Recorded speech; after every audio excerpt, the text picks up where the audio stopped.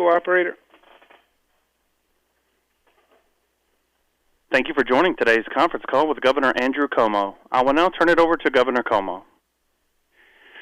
Governor Cuomo, K-U-M-O, please spell it correctly. Good morning, everyone. I'm joined by Melissa DeRosa, Gareth Rose, Robert Mahica. Let me give you some numbers. Today is day 184. We did 66,000 tests yesterday on a Sunday. We had 418 New Yorkers hospitalized. That's the lowest number hospitalized since this crisis began. 109 in ICU. That's the lowest number since this began. 51 patients intubated. That's up 4 from the prior day. We had a positive rate of 0.9, so we're under 1%, but just barely. And we had one New Yorker pass away from COVID. That is the lowest number that we have ever had. One New Yorker passed away, and that New Yorker's family is in our thoughts and prayers. But I just like everyone to pause for a moment on that fact. One New Yorker passed away. There was a time when we were going through this when we literally had hundreds of people dying every day. I'm sure you all remember. And I asked New Yorkers, I beseeched New Yorkers to understand the facts and to act responsibly. And I said that what the future holds is determined by what New Yorkers do. And, quote-unquote, flattening the curve, we've used that expression over and over again, but flattening the curve actually saved lives. Remember, the initial projections were 110,000 to 140,000 New Yorkers would be hospitalized. Percentage of those would pass away. We never got anywhere near the 110 to 140,000 projection. And that projection was the projection of all the internationally renowned models, right? 110 to 140,000. That was the same modeling firm that the White House Coronavirus Task Force used, the IHME model. The projection 110 to 140, we never went over 20,000 hospitalized. That's how significant the flattening of the curve was, the reduction of the viral transmission was. No expert believed we would be that successful. And I spoke to all of them. They just did not believe that a government could institute policies that quickly, or, even more important, that people would follow policies with that level of compliance, right? This is the United States. This is not China. You know, China can dictate a policy, and there's no conversation. And this isn't just the United States. It's New York. No expert believed that New York State could enact a policy and that New Yorkers would follow it to a level that would bring down the numbers the way the numbers came down. One New Yorker passed away. New Yorkers have saved tens of thousands of lives. If New Yorkers did not do what they did, tens of thousands of more people would have passed away. That is a fact from the projections. So God bless the people of New York because they saved lives. Western New York is still has a caution flag flying. We did rapid testing yesterday. The number yesterday was at 2%. The hospitalizations are ticking up, so we need a real alert in Western New York, and we're going to continue testing. But we need increased compliance, and we need the local governments to respond in Western New York. Oneonta, we are continuing our efforts in Oneonta. Chancellor Malatras, I have to get used to saying that, I think made the right decision and the courageous decision, but we're setting up sites for our SWAT team testing in Oneonta. I believe colleges are the canary in the coal mine. I believe what you're seeing across the nation is going to continue, where colleges open, students come back, congregate settings, socialization, the infection rate goes up. Either the college administration is rigorous and disciplined in their administration of the precautions, or the viral transmission rate goes up and then the college has to close and go to remote learning. What we're seeing with colleges, I think is going to be replicated on K-12.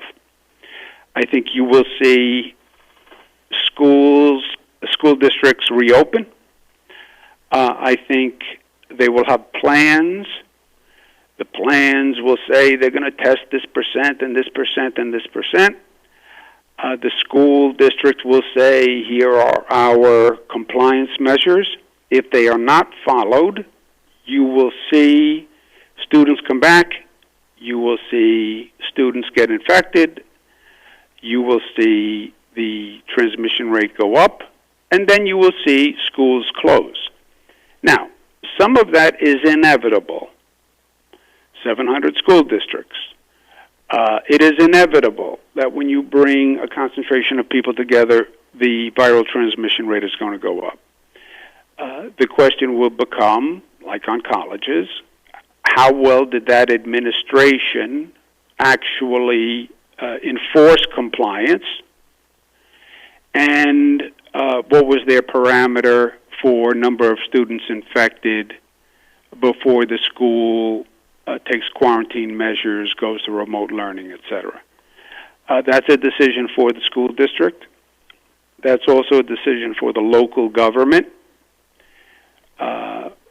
A local government could close a school district, or the state could close a school district. But school districts would be well advised to look at what's happening in colleges. Colleges have a somewhat more complicated situation, I understand that.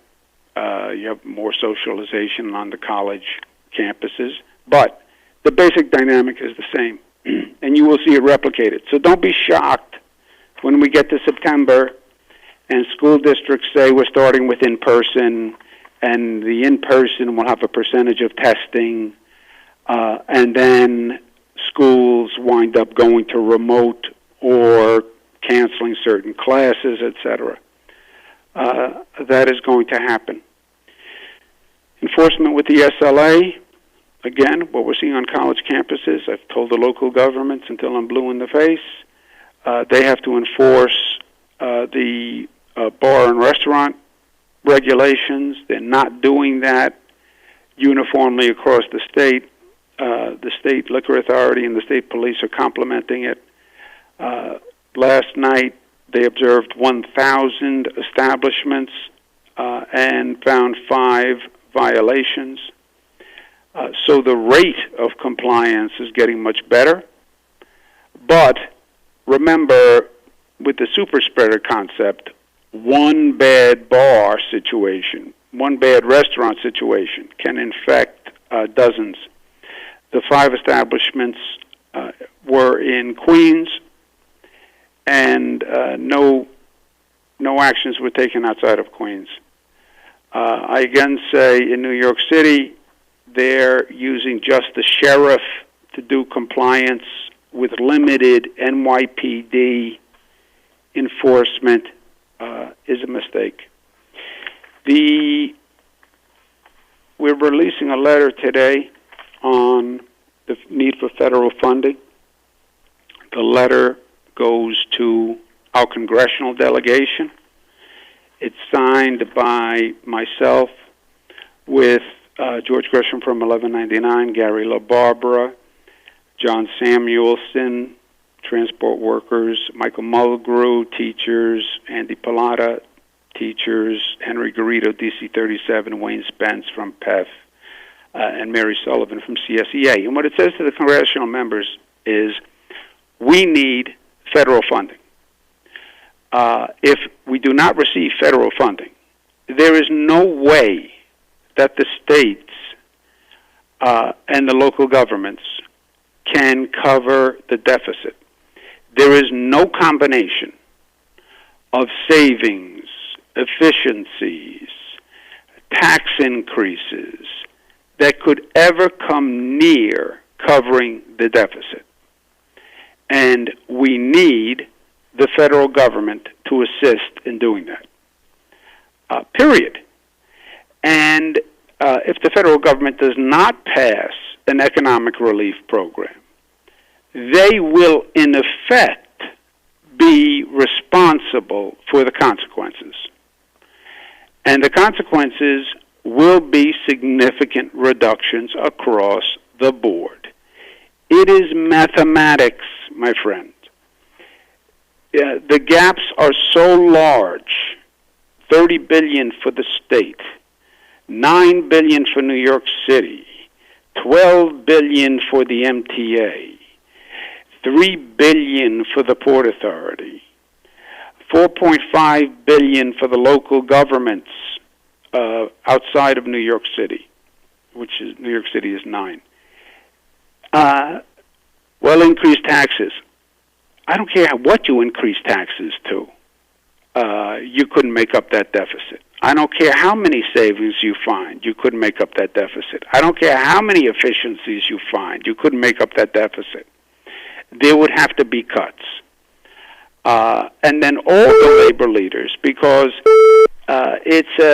it's a half-truth, which is a half-falsity. These people say, well, cuts, but don't cut daycare. Cuts, but don't cut education. Cuts, but don't cut CSEA. Cuts, but don't cut DC 37. It doesn't work. It's not true. It's not real. Fully fund hospitals. Okay, fully fund hospitals. And what? Get the money from where? Deeper cuts to education? Well, fully fund education. That's the top priority. Okay. And cut where? Hospitals? Well, increase taxes. Yeah, mathematically, it doesn't get you anywhere close to the deficit. So it's numbers. It's math. I understand politics. Anybody can say anything. But you may want to ask before you quote them and write it in an article.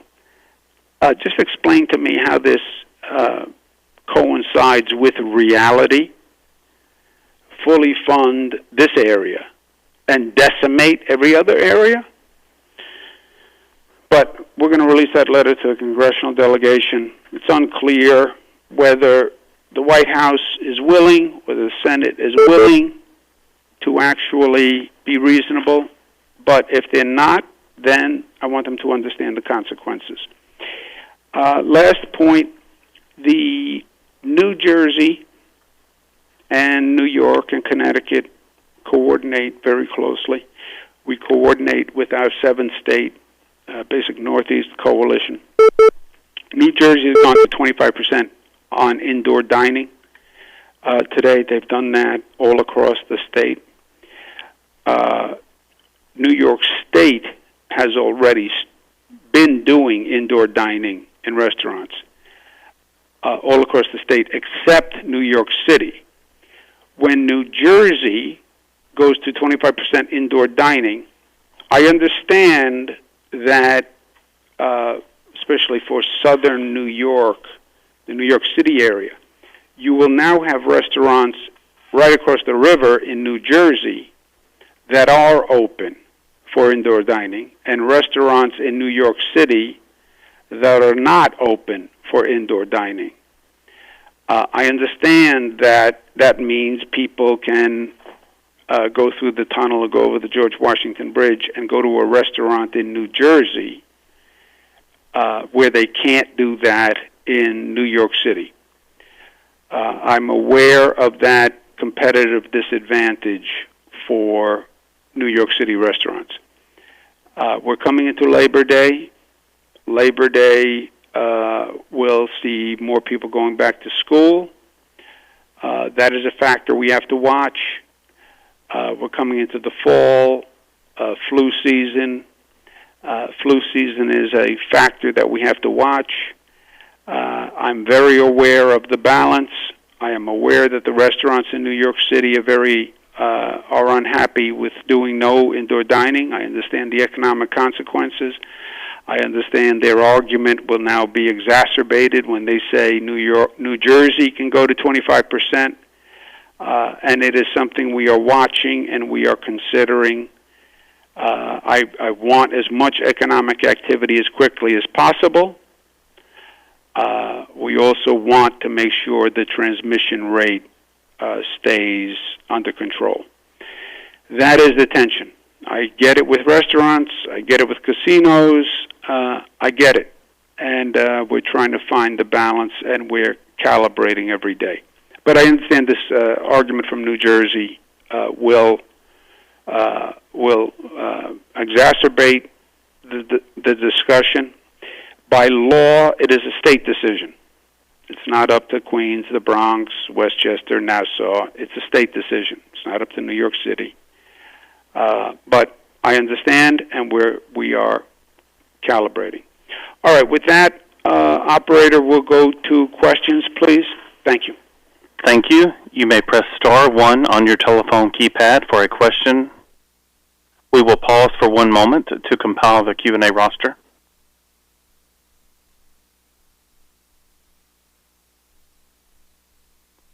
We have a question from Mark Gronich. Hello, Governor. Can you hear me? Mark. How are you? Good, my friend. Good to hear your voice. It's been a while. Yeah, I've been on the calls, but I feel like I just was the first caller of the radio contest, and what I won was to speak with you. So, okay. Yeah, that's the booby prize you won, Mark. I was wondering what's your looking forward to the summer camps, the people coming home, the kids coming home from sleepaway camp. You know, when they were from other states, and they were, you know, is it a 2-week period from when they come home that we're going to see a bump in numbers? Where are you at with that point? I am going to ask Melissa and Rob if they have some information on that. Mark, I'm not so I don't know that we are anticipating a significant situation with just in terms of numbers of people coming from summer camps, and we do have the quarantine in place depending on where the camp was. So it'll be the same rules, but let me see if Melissa or Rob have anything to add. No, that's exactly right, Governor. As you know, Mark, we didn't allow sleepaway camps in the state of New York this summer. That was the case for the majority of the Northeast. So to the extent that kids were going away to sleepaway camps and they were in states that are heavily impacted, the quarantine rule applies to them when they return. So it will be 14 days of quarantine when they come home. Obviously, it's been something that's been very highly publicized, everyone's aware of. But as I said, the majority of the Northeast did not have sleepaway camps, so we don't anticipate this being a significant issue. And, Governor, do you plan on visiting Oneonta anytime soon to make some sort of statement to the students there and the organizations to, you know, make a personal appearance and say, you know, cut this out, this is serious. You know, a lot of people say that the kids got away from their parents and then they just let loose and they didn't think anything, they thought they were invincible. You know, Mark, I don't have any plans to go to Oneonta specifically, but I think Oneonta got the message loud and clear when the chancellor closed the school to go back to remote learning. And frankly, that was part of it. That message in Oneonta has resonated across the country. And I hope it resonates across the state. And I hope private colleges heed the message. And I said, look, the chancellor's actions were aggressive and appropriate. Compliance matters. And I've spoken to a number of private school administrations, and they say, well, you know, the students want to have parties, the students want to socialize. I understand that. I get it. But the flip side is what happened at Oneonta. And I think you're going to see more. Well, you've seen colleges, 25 colleges across the country, have run into the same problem. You're going to see more colleges do it in New York. You'll see, as I said, school districts with K-12 that are going to run into this issue. And I think the chancellor's actions are an important precedent. If you don't do compliance and you don't do enforcement, then the transmission will go up, and then the remedy is going to be more severe, which is going to remote. So you wanted a party, okay, now you have to go to remote learning, which means you basically stay in the dorm. And that's the lesson that we've been very good with all through this. It's a function of discipline and compliance. It's human behavior. And yeah, we want to do this, we want to do that. It's human behavior and it's discipline, and it's the administration's authority to do the compliance. And the chancellor set a great example here. And I don't think there's anything that I can add. I think they got the message when they were told, stay in your dorm, we're going to remote learning. And he also suspended students who did the unauthorized parties. Let them explain that when they get home. And look, well, we want to party in college. Yeah, okay. Now you can go home and party with your parents. That's what happened. Thank Operator? you. Our next question comes from Thomas Prohaska with the Buffalo News. Governor, do you have more detailed information about the testing results in Western New York Sunday? How many tests were administered, especially at the fast testing sites that the SWAT team has set up? Yes, I do, Thomas, because I have Gareth Rhodes with me. So pardon the speakerphone. Yeah, Gareth will give you the breakdown. So those 8 rapid testing sites in Western New York did 1,200 tests yesterday with an overall positivity of 3.1%. City of Buffalo was at 4.8%. The County of Erie, that without including the City of Buffalo, was 0.6%. The County of Niagara is 4.0%, and Chautauqua was 1.4% for those sites yesterday. And as the governor said yesterday, these are not random. It's not a random sample. These are self-selecting people who may have symptoms, people who may believe they were exposed or coming to it. The overall testing for 4,200 tests were conducted for all of Western New York yesterday, not just the state sites, and the overall positivity was 2.0%. So, but those are the numbers for just the state sites. How long will those swab tests continue, Garrett? Those will run until the end of the day on Wednesday. Thank you. Thank you. Our next question comes from Andrew Sipp with WNBC-TV. Governor, good afternoon. 2 questions for you. The first is, on the indoor dining in New York City, is there a specific data metric that you're looking at that is separating New York City from the other areas? And my second question is about New York City schools. Do you intend to take a more proactive role in terms of influencing that decision? They've got 10 days to go. You know there's uncertainty on the part of the teachers union.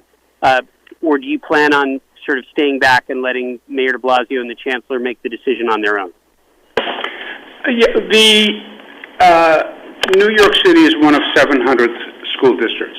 All 700 it's working the same way. The state has guidance. They must be in compliance with the guidance. They all have the same basic theory. We'll try to do in person, and we then have testing numbers. We have rules on social distancing, and we have rules on if X students test positive, then we will do Y.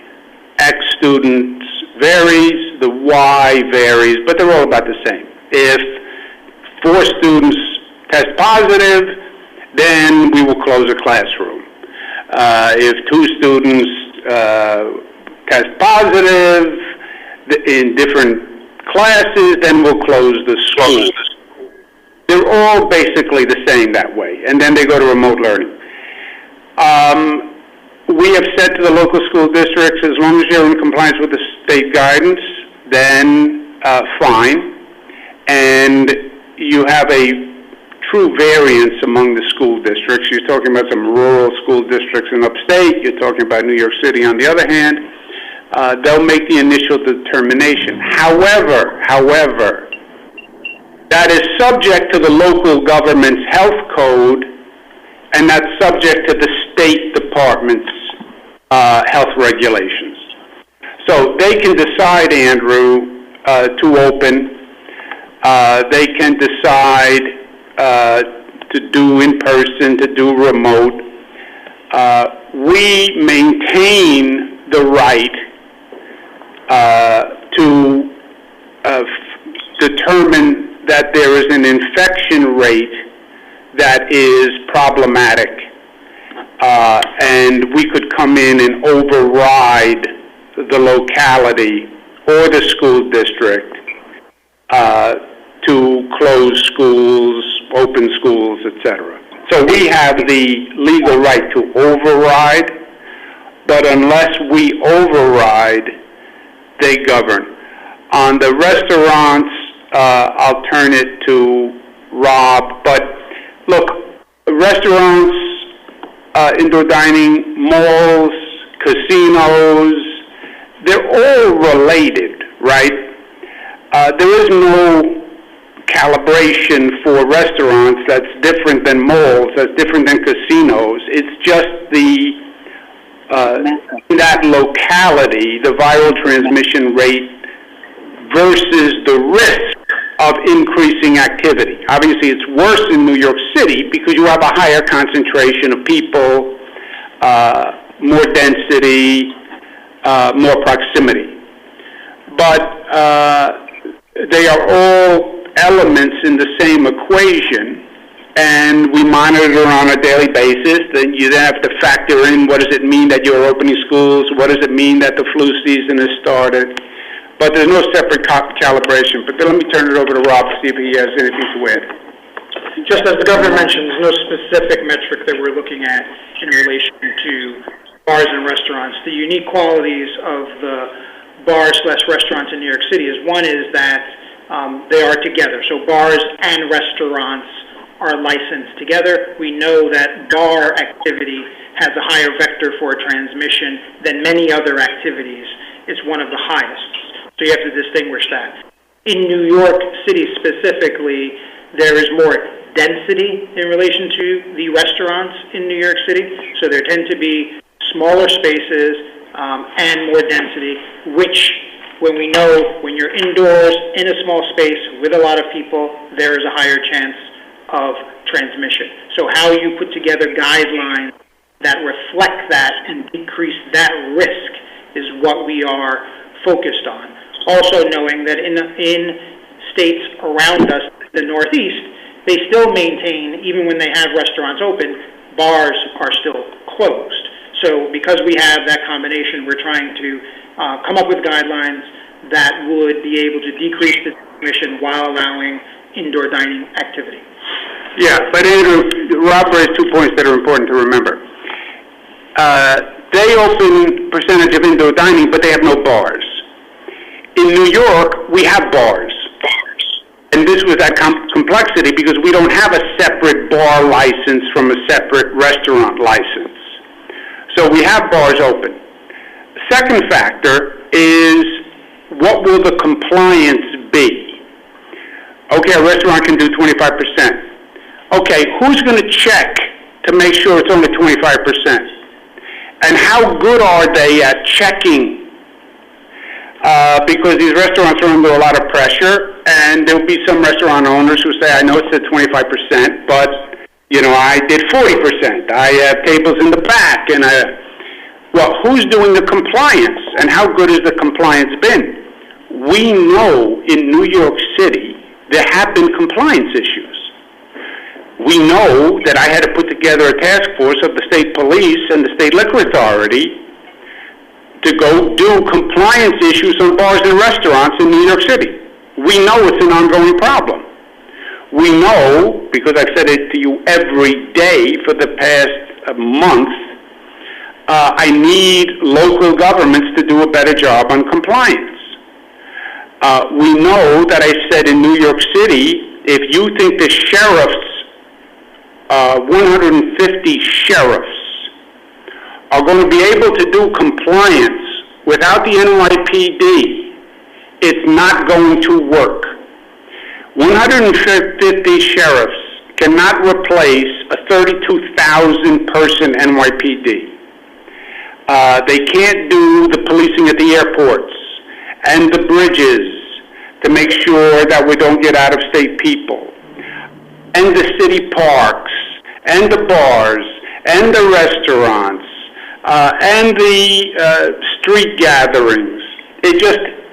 They are not capable of doing it. So in that environment, what do you think about opening malls? What do you think about opening casinos? What do you think about opening indoor dining, right? And that's an important factor to consider also. Operator, let's take one more. Thank you. We have a question from Katie Honan with the Wall Street Journal. Hey, good afternoon, Governor Cuomo. I wanted to see if you had any comment or reaction to reports that the United Federation of Teachers is considering the authorization of a strike vote tonight. I know Mayor de Blasio said that this is not happening, that union members and officials from the union have said, so I didn't know if you had any take on that. I don't have any specific knowledge on the UFT, but I have said repeatedly that this is not an issue where government dictation will work. The local school district cannot dictate whether a school district opens. The state will not dictate whether a school district opens. We can administratively say schools are open, but the decision is going to be made by, number one, parents who will decide whether or not to send their children, and number two, teachers who will decide whether or not to enter the building. We can say New York City schools open September 7th. Yeah, and we can be in the schools alone if the parents and the teachers decide they're not coming back. So I have been saying for weeks, include the teachers and the parents in the plan development. Because if the teachers and the parents are not convinced, you've accomplished nothing. And in New York City, you still have the teachers and the parents who have a lot of questions and who have significant reservations. So they have to be resolved. Otherwise, it's a pyrrhic victory to say schools open unless the parents are willing to send their child and unless the teachers are willing to teach, you've accomplished nothing. I know they haven't made an agreement. I wish that this had been resolved by now because time is short and it's hard to make changes that can actually be implemented on time when you only have a couple of weeks, right? You're talking about moving a very large bureaucracy. I hope that there is a resolution and it is soon. I hope it's a responsible one, and then we'll see how it goes once it's implemented. You know, with all these school districts, you're going to see slip between the cup and the lip. They will have plans Everybody's got a great plan. Okay, could you then implement it? Question one. Question two, did it actually work? And I think you'll see K to 12, just like colleges, they all have a plan, they'll open, and then you will see a certain number that close.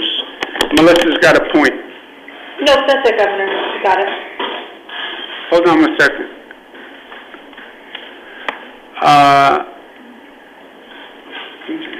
No, I was just going to say that I think that at this point in the game, it's really unfair to be doing it to the children and to the parents. And so we're urging both sides to come to an agreement as quickly as possible, one way or another, so that parents and children can plan on what's going on. We're coming down the home stretch here.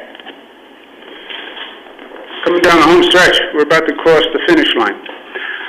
Okay, thank you all very much. Have a good day.